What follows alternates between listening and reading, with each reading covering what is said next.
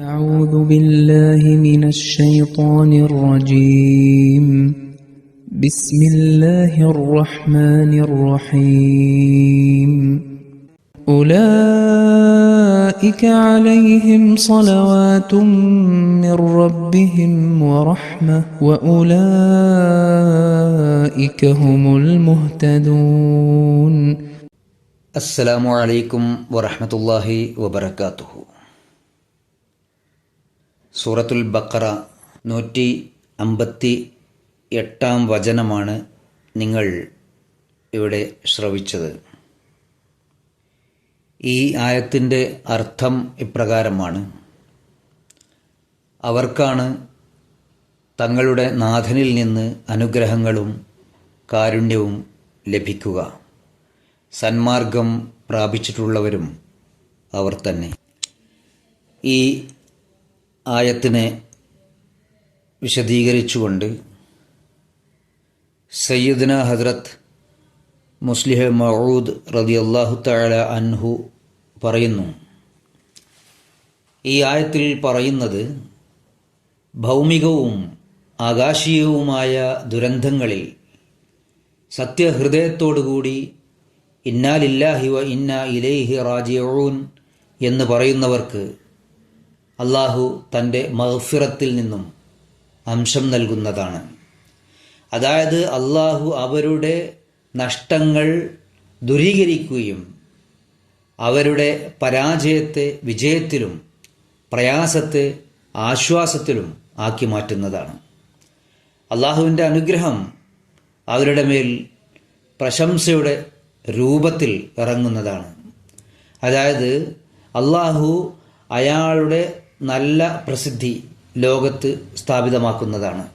ജനങ്ങൾക്കിടയിൽ അയാളെ സംബന്ധിച്ച നല്ല സ്മരണ സ്ഥാപിതമാക്കുന്നതാണ്. ഇസ്ലാമിൻ്റെ പ്രചാരണത്തിനായി മുസ്ലിങ്ങൾ എത്ര വലിയ ഖുർബാനികളാണ് ചെയ്തത്. അവർ തങ്ങളുടെ ജീവനും മുതലും സന്താനങ്ങളും എല്ലാം സമർപ്പിച്ചു.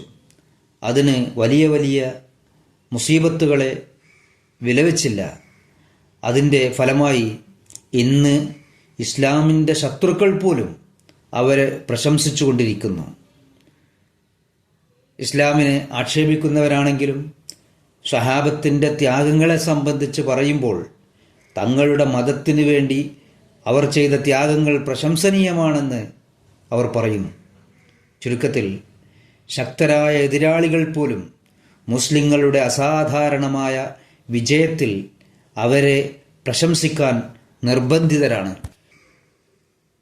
ഈ ആയത്തിൽ സ്വലവാത്ത് അതുപോലെ തന്നെ റഹ്മത്ത് ഈ രണ്ട് പദങ്ങൾ ഒന്നിപ്പിക്കുന്നതിലെ തത്വം, ഈ രണ്ട് പ്രയോഗങ്ങൾ ഒന്നിച്ചതിൻ്റെ തത്വം ലോകത്ത് ഭരണകൂടങ്ങളുടെ ഭാഗത്തു നിന്നുള്ള ആദരവിൻ്റെ രീതി രണ്ട് തരത്തിലാണുള്ളത്. ഒന്നുകിൽ പ്രത്യേകമായ ബഹുമാനം നൽകുന്നു, അല്ലെങ്കിൽ ഭൗതികമായ രൂപത്തിലുള്ള അനുഗ്രഹം നൽകുന്നു. ആദരസൂചകമായി സ്ഥാനപ്പേര് നൽകും ചിലർക്ക് ചില വസ്തുക്കൾ നൽകും.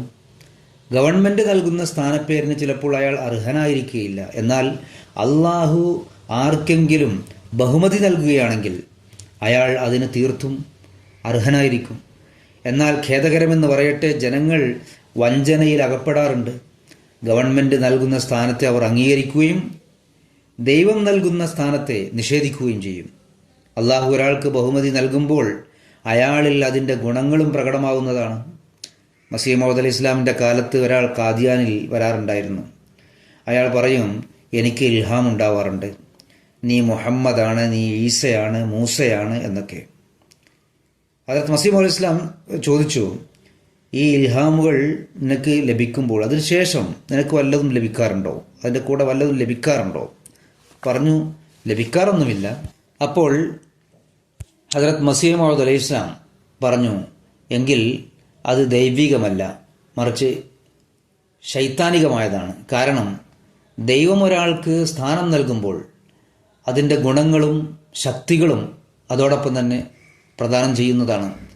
എന്നാൽ ശൈത്താൻ നിനക്ക് ഒന്നും നൽകുന്നുമില്ല, നിന്റെ പേര് മൂസ, ഈസ, മുഹമ്മദ് എന്ന് വെക്കുകയും ചെയ്യുന്നു. ചുരുക്കത്തിൽ സ്വലവാത്ത് എന്നതിൻ്റെ ബന്ധം ആത്മീയ അനുഗ്രഹങ്ങളുമായിട്ടാണ്. റഹ്മത്ത് ഭൗതിക ചുറ്റുപാടുമായി ബന്ധപ്പെട്ട് കിടക്കുന്നതാണ്, ഭൗതികമായ അനുഗ്രഹങ്ങളുമായി ബന്ധപ്പെട്ട് കിടക്കുന്ന ഒന്നാണ്. ഇവിടെ പറയുന്നത് പരീക്ഷണങ്ങളിൽ സ്ഥിരചിത്തത കൈക്കൊള്ളുന്നവർക്ക് ആത്മീയ അനുഗ്രഹങ്ങളും നൽകുന്നു, ചുറ്റുപാടുമായി ബന്ധപ്പെട്ട ഭൗതികമായ അനുഗ്രഹങ്ങളും നൽകുന്നു. ഖുർആൻ പറയുന്നു ഉലായിക ഹുമുൽ മുഹ്തദൂൻ, അവർ തന്നെയാണ് നേർമാർഗം പ്രാപിച്ചവർ. അല്ലാഹു തആല അവരെ ഹിദായത്തിൻ്റെ മാർഗത്തിൽ നടത്തുന്നതാണ്. അവർ ഈമാനിലും ഇഖ്ലാസിലും മുന്നോട്ട് ഗമിക്കുന്നതാണ്.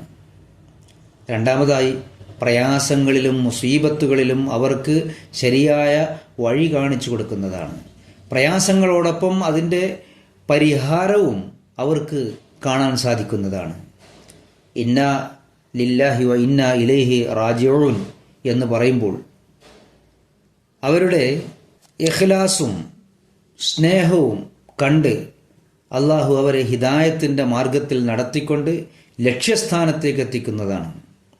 ക്ഷമയുടെയും സ്ഥിരചിത്തതയുടെയും ഫലമായി അനുഗ്രഹം കരസ്ഥമാക്കിയവരുടെ കൂട്ടത്തിൽ ഉൾപ്പെടുത്തി അവരെ ദൈവ സാമീപ്യത്തിൻ്റെ വാതിലുകൾ തുറന്നുകൊടുത്ത് അതിലൂടെ അവരെ പ്രവേശിപ്പിക്കുകയും ചെയ്യുന്നതാണ്.